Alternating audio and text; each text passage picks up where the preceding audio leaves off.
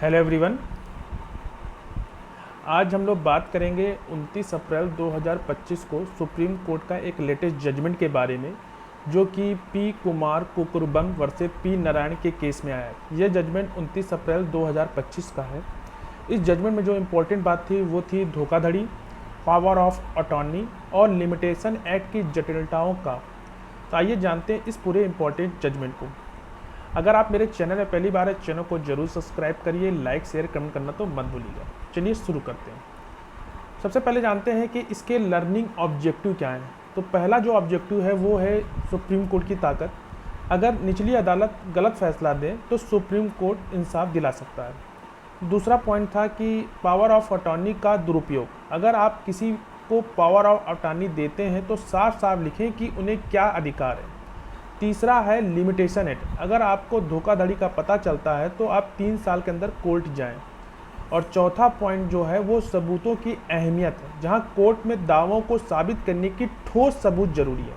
तो ये इस केस के लर्निंग ऑब्जेक्टिव है, जिससे हमें बहुत ज़्यादा कुछ सीखना है। सबसे पहले कंटेंट में है बैकग्राउंड ऑफ द केस, फिर दूसरा है the legal battle in lower court, और तीसरा है सुप्रीम कोर्ट इंटरवेंशन और key takeaway from the case. ये इसके इम्पॉर्टेंट पॉइंट हैं जो हम लोग आज के डिस्कस करेंगे। सबसे पहला आता है बैकग्राउंड ऑफ द केस, जिसमें हम लोग बात करेंगे इंट्रोडक्शन में। सुप्रीम कोर्ट की केस में जिसमें जमीन विवाद के मामले में एक नया मोड़ लाया, जहां पी कुमार कुकुरबन वर्सेस पी नारायण। यह केस एक धोखाधड़ी, पावर ऑफ अटॉर्नी और लिमिटेशन एक्ट की जटिलताओं का हुआ। क्या हुआ था इस केस में, सुप्रीम कोर्ट ने ऐसा क्या फैसला सुनाया। तो बैकग्राउंड ऑफ द केस में यह है कि यह कहानी शुरू होती है तमिलनाडु के चेंगलपेट से, जहां पी कुमार कुकुरबन ने अपनी ज़मीन के लिए कोर्ट में मुकदमा दायर किया था। फिर 1974 में उन्हें सरकार से एक खाली प्लाट मिला था, जिस पर उन्होंने घर बनाया और टैक्स भी भरा। लेकिन 1978 में उन्होंने अपने पिता को पावर ऑफ अटॉर्नी दी थी, ताकि वो निर्माण कार्य और कुछ ज़रूरी काम कर सके। लेकिन क्या हुआ, उनके पिता ने 1988 में उनकी ज़मीन उनकी पोती यानी कि डिफेंडेंट नंबर 1 के नाम बेच दी, और वो भी बिना उनकी इजाज़त के। कुमार कुकुरबन ने इस बिक्री को खबर 2011 में लगी, जब उन्होंने ज़मीन पर कुछ गलत गतिविधियां देखी। इसके बाद उन्होंने पुलिस में शिकायत की, कोर्ट का रुख किया। लेकिन सवाल ये था कि क्या उनका मुकदमा समय पर दायर हुआ था या लिमिटेशन एक्ट के तहत बार हो चुका था। तो ये इस केस का बैकग्राउंड था। फिर इसके बाद legal battle in the content, यानी कि लोअर कोर्ट में क्या लीगल बैटल हुई। कुकुरबन ने 2014 में चेंगलपेट की जिला अदालत में मुकदमा दायर किया। वो चाहते थे कि उनकी जो ज़मीन का मालिकाना हक उन्हें वापस मिले। दूसरा पॉइंट था कि 1988 की जो सेल डीड को रद्द किया जाए, क्योंकि उनके पिता को बेचने का अधिकार नहीं था। बाद में कुछ और दस्तावेज जैसे कि सेटलमेंट डीड और पावर ऑफ अटॉर्नी भी रद्द हो। और जो लास्ट पॉइंट था वो था कि कोई और उनकी ज़मीन पर निर्माण ना कर सके। तो ये चीज़ थी। डिफेंडेंट क्या था, डिफेंडेंट में यह था कि जो प्रतिवादी ने कहा कि मुकदमा बहुत देर से दायर हुआ है। उनका दावा था कि कुमार कुकुरबन ने 1988 की बिक्री के बारे में पहले से पता था और लिमिटेशन एक्ट के तहत 3 साल के अंदर मुकदमा दायर करना था। जिला अदालत ने उनकी याचिका खारिज कर दी और कहा कि इस मामले में पूरी सुनवाई जरूरी है। लेकिन फिर मद्रास हाईकोर्ट ने 2020 में फैसला सुनाया कि मुकदमा समय से बाहर है और उसे खारिज कर दिया है। Supreme court intervention. अब कहानी में आता है एक ट्विस्ट, यानी कुमार कुकुरबन ने हाई कोर्ट के फैसले के खिलाफ सुप्रीम कोर्ट में अपील की।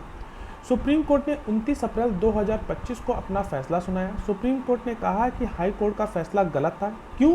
क्योंकि लिमिटेशन का सवाल इतना आसान नहीं था। सुप्रीम कोर्ट ने कहा कि लिमिटेशन एक्ट के आर्टिकल 59 के तहत मुकदमा उस तारीख से 3 साल के अंदर दायर करना होता है जब आपको धोखाधड़ी या गलत दस्तावेज की जानकारी मिलती है।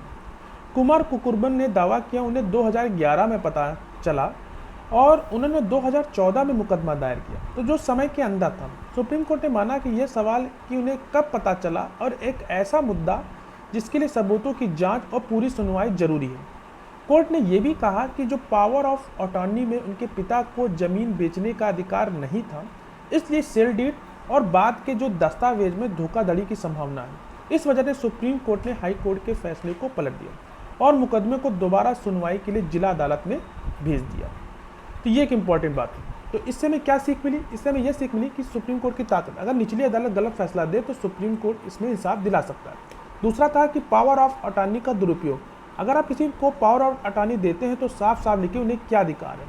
और लास्ट था लिमिटेशन एक्ट, अगर आपको धोखाधड़ी का पता चलता है तो आप 3 साल के अंदर कोर्ट जाएं। और सबूतों की अहमियत को, यानी कि कोर्ट में दावों को साबित करने के लिए ठोस सबूत जरूरी है।